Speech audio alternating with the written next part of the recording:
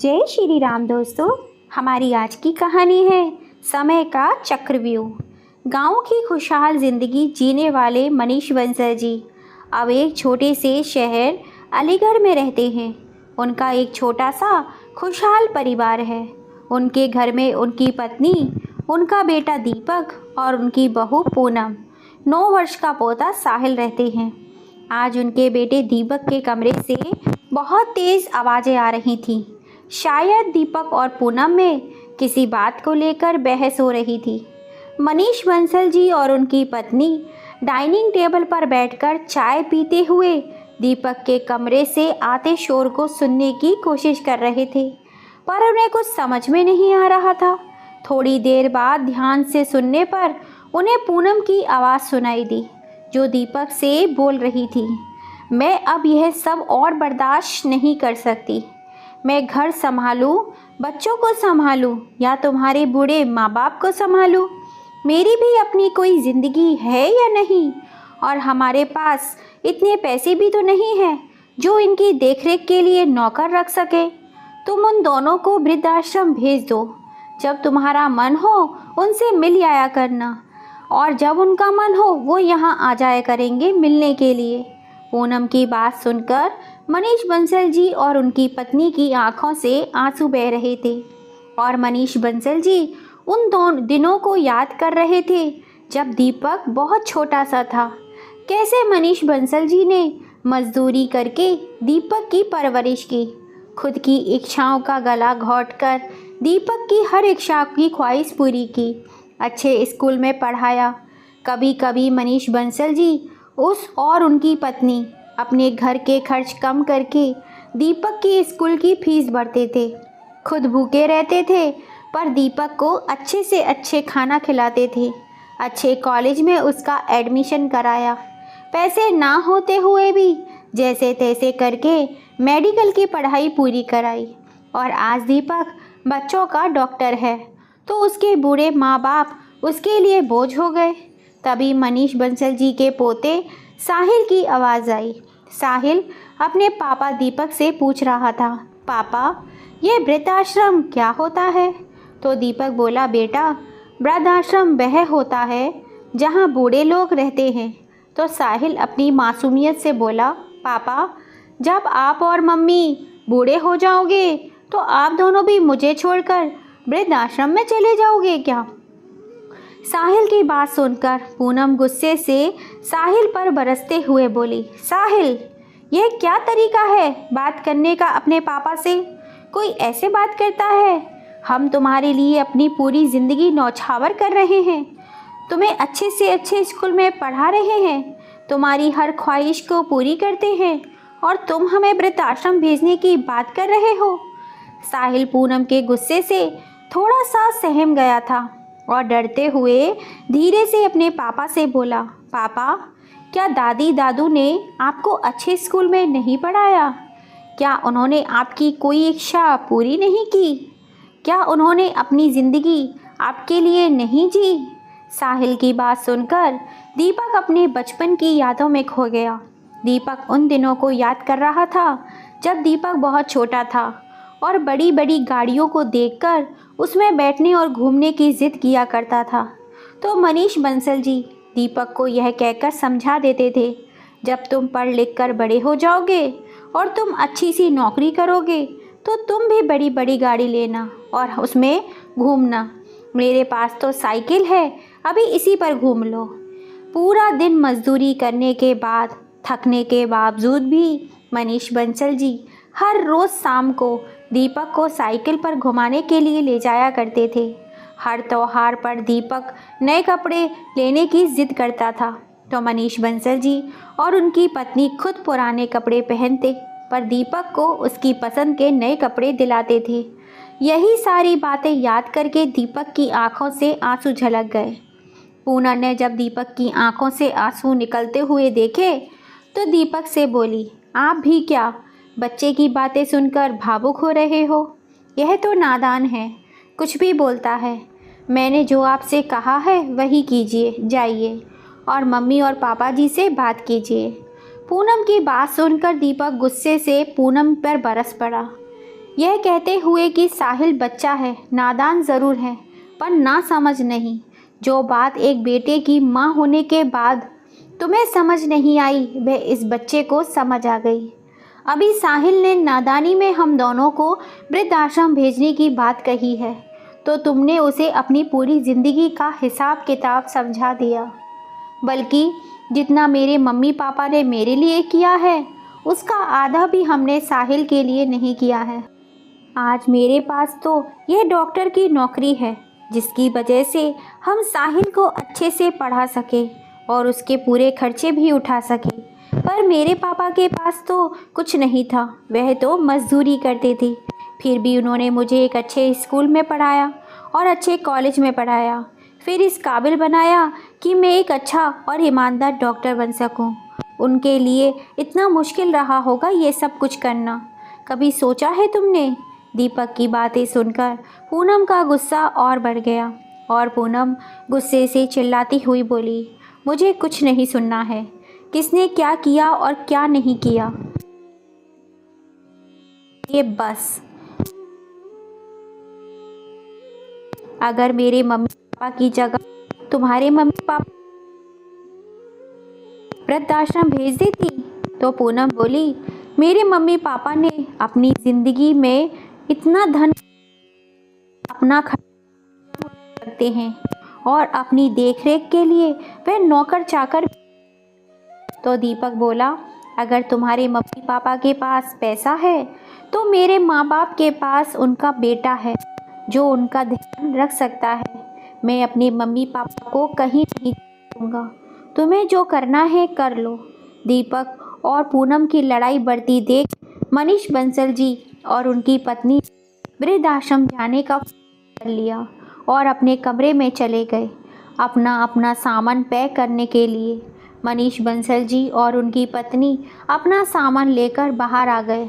साहिल ने उनसे पूछा, दादी, दादू, आप दोनों कहीं जा रहे हो क्या? तो मनीष बंसल जी बोले, हाँ बेटा। तो साहिल बोला, मैं भी आप दोनों के साथ चलूँगा। तो मनीष बंसल जी बोले, नहीं बेटा, तुम अपनी मम्मी पापा के साथ रहो। हम जहाँ जा रहे हैं वहाँ तुम हमारे साथ नहीं रह सकते। तो साहिल बोला, आप कहाँ जा रहे हो? तो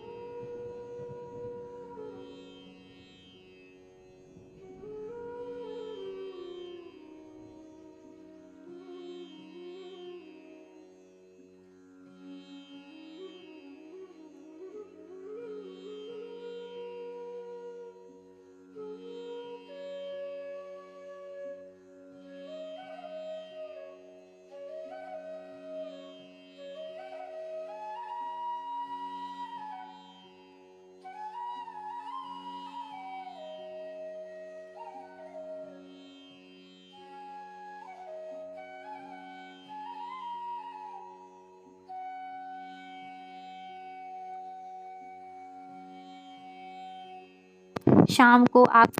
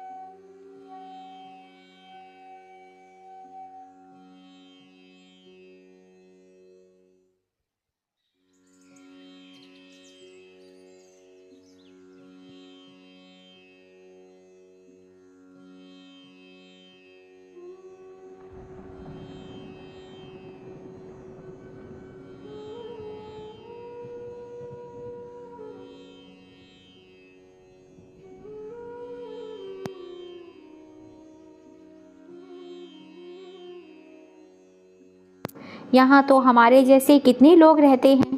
दीपक बोला, पापा जी, मेरा घर जितना मेरा है उतना पूनम का भी है। और क्या आपका मुझसे कोई रिश्ता नहीं है? और अगर अब भी आपको ऐसा लगता है कि बेटी के घर नहीं रहना चाहिए तो आप मान लीजिए कि अब आप अपने बेटे के घर ही जा रहे हैं। दामाद के साथ भी तो बेटे जैसा ही रिश्ता होता है ना। तो आज मैं ही आपका बेटा हूँ। दीपक की बातें सुन पूनम के मम्मी पापा की आंखों में आंसू आ गए। पूनम के मम्मी पापा पूनम के ससुराल जाने के लिए मान गए और अब सबके साथ वे घर चले गए। पर पूनम बिल्कुल गुमसुम थी, कुछ बोल नहीं रही थी। जब सब घर पहुँचे तो पूनम की मम्मी ने पूनम से पूछा, क्या हुआ बेटा, तुम इतनी शांत क्यों हो? कुछ बोल क्यों नहीं रही हो? अब तो हम तुम्हारे साथ घर आ गए हैं। तो पूनम अपनी मम्मी पापा के गले लगकर रोने लगी और बोली, आप दोनों के साथ जो भी हुआ वह मेरी वजह से हुआ है। पूनम की मम्मी ने पूनम का सिर सहलाते हुए आश्चर्य से पूछा, यह तुम क्या बोल रही हो बेटा? और पूनम को खुद से अलग करते हुए बोली, क्या हुआ बेटा, साफ साफ बताओ। तो पूनम ने अपनी मम्मी पापा को ये सारी बात बताई जो उसने आज सुबह दीपक से बोली थी, अपने सास ससुर के बारे में। और फिर पूनम अपने सास ससुर के सामने हाथ जोड़ते हुए माफ़ी मांगते हुए बोली, मुझे माफ़ कर दीजिए मम्मी जी, पापा जी, मैंने जो आप दोनों के साथ करने की सोची वही मेरे माँ बाप के साथ हो गया। पूनम की बात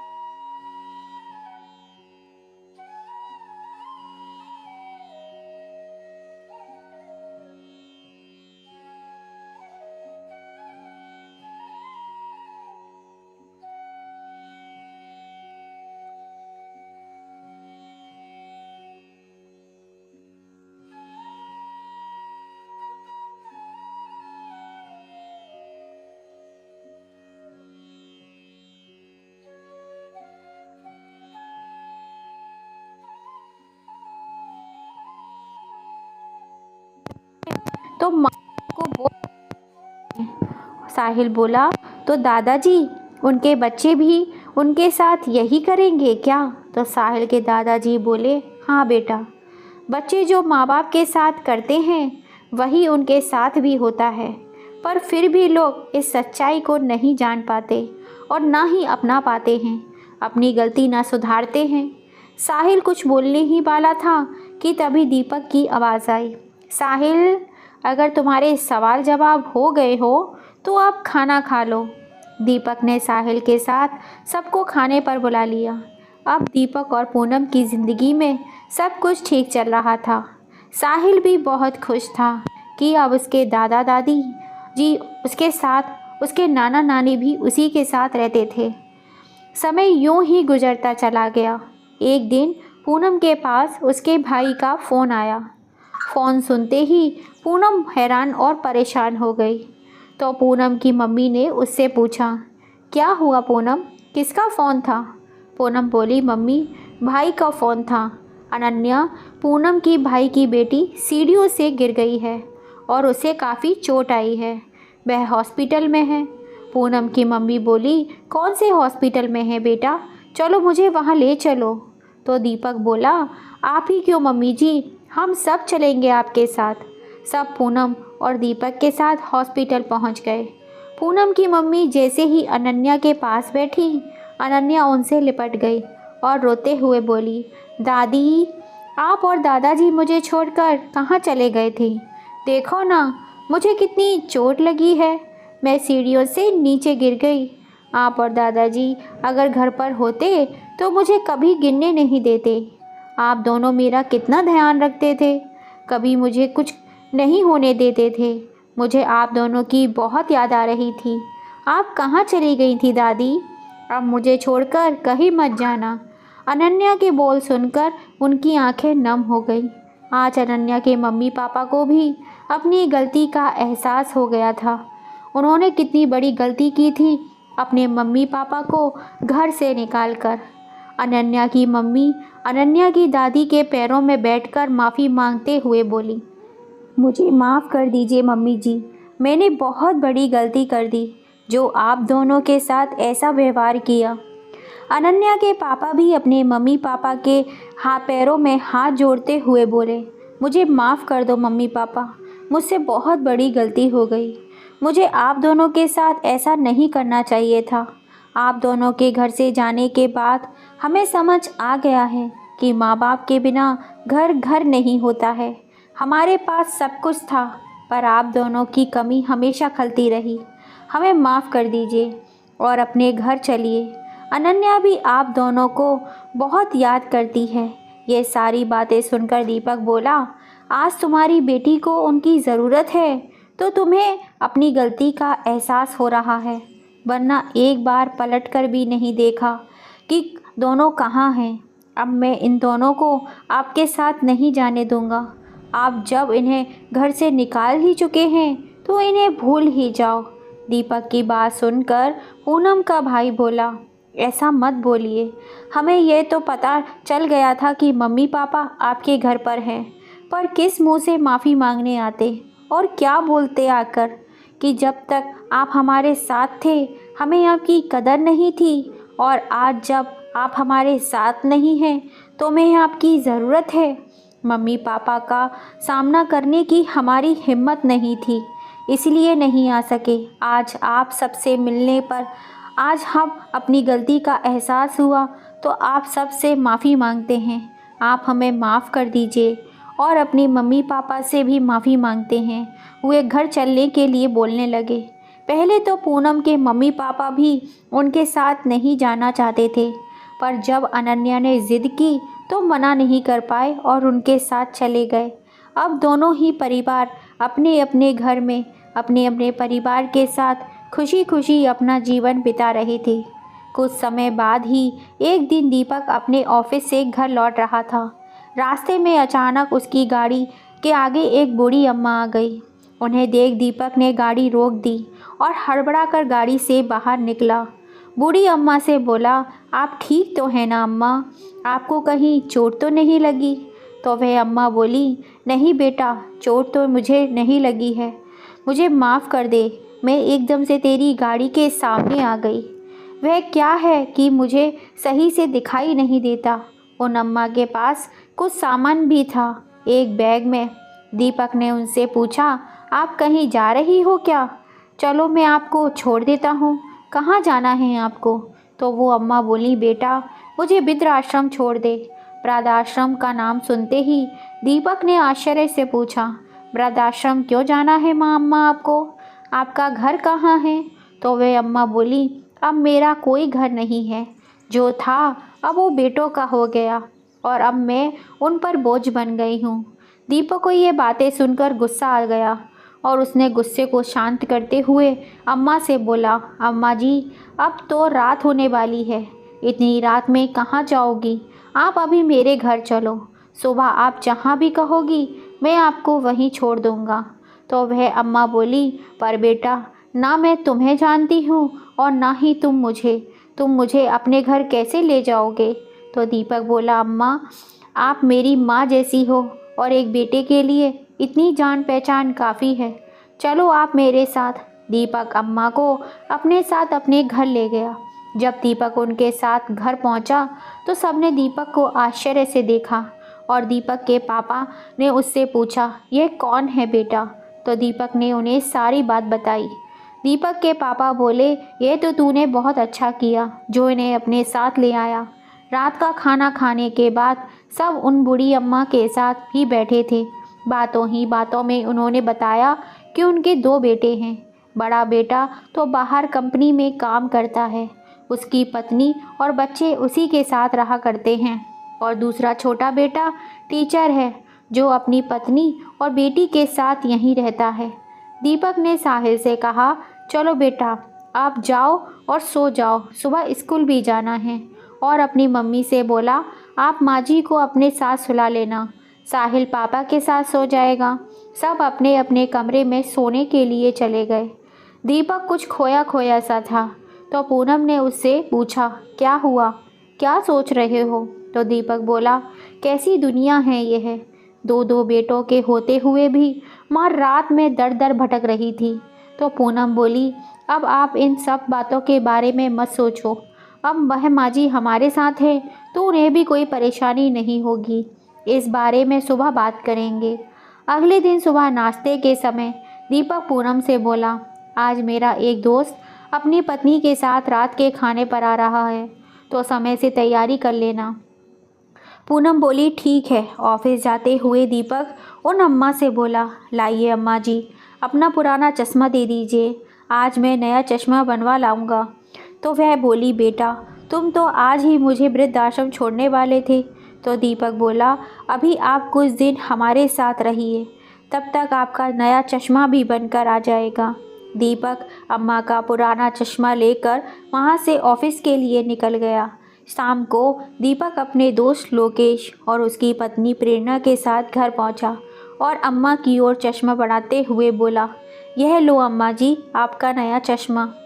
अम्मा को देखते ही लोकेश बोला, अरे माँ आप यहाँ कैसे? सबने लोकेश को आश्चर्य से देखा और दीपक बोला, अम्मा ये तुम्हारी माँ है? लोकेश, पर तुम्हारी मम्मी पापा की तो मृत्यु हो चुकी है। अम्मा लोकेश को छूकर देख रही थी और खुश होते हुए बोली, तुम लोकेश हो? लोकेश बोला, हाँ माँ मैं लोकेश हूँ। लोकेश ने सब कुछ बताया कि जब मम्मी पापा की मृत्यु हुई थी तो मेरा अपना कोई नहीं रहा, तब इनके पति सोहन लाल जी ने मुझे अनाथ आश्रम पहुँचाया, मेरी पढ़ाई का खर्चा भी देते थे। आज मैं जो कुछ हूँ इन्हीं की वजह से हूँ और तब से ही इन्हें पिताजी और इन्हें माँ बोलता हूँ। लोकेश ने अम्मा से पूछा, पर माँ आप यहाँ कैसे? तो अम्मा ने उसे सब कुछ बताया। बड़ा बेटा और बहू तो यहाँ रहते नहीं हैं और छोटी बहू ने उन्हें घर से निकाल दिया है, तो मैं आश्रम जा रह रही थी तो दीपक की गाड़ी से टकरा गई और वह मुझे घर ले आया।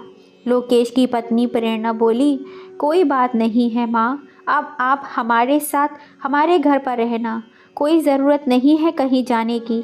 लोकेश भी तो आप ही के बेटे हैं, तो अब आप हमारे साथ ही रहेंगी। अम्मा बोली, नहीं बेटा मुझे वृद्धाश्रम में ही छोड़ आओ।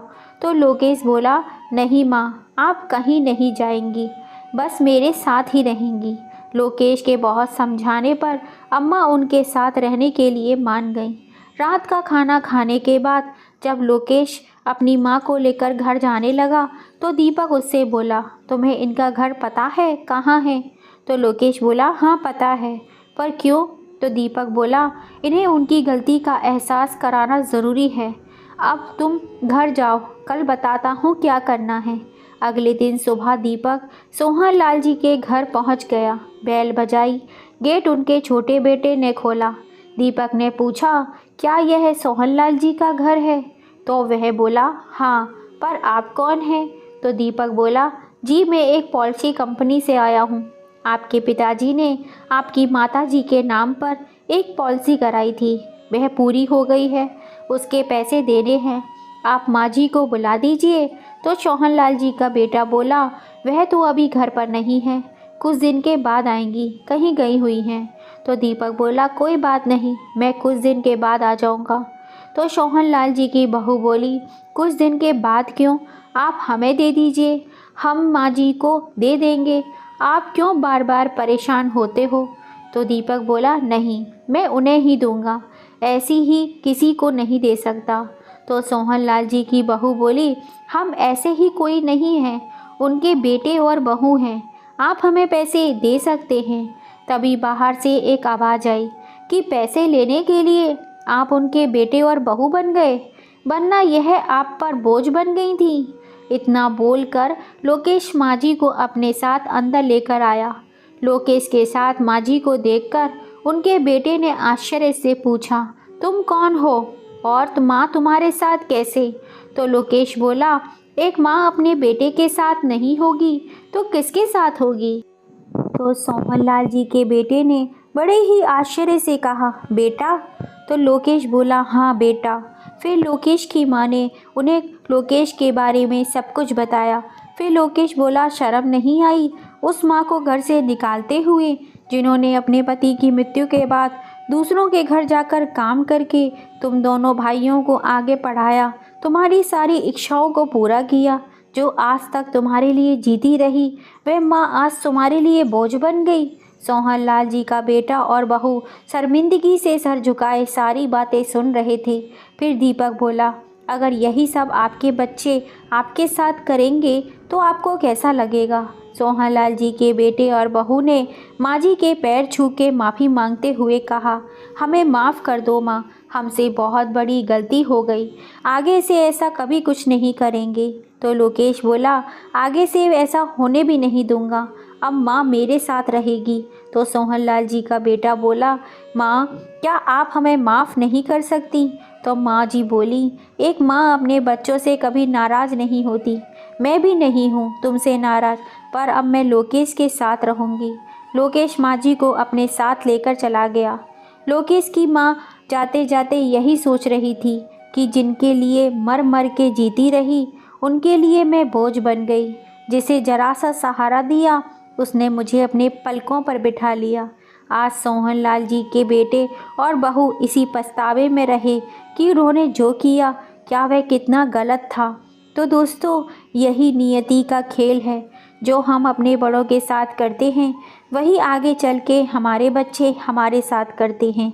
इसलिए नई पीढ़ी के लिए आप एक मिसाल बनिए, जिससे आगे जाकर कभी कोई बच्चा वृद्धाश्रम का नाम न ले।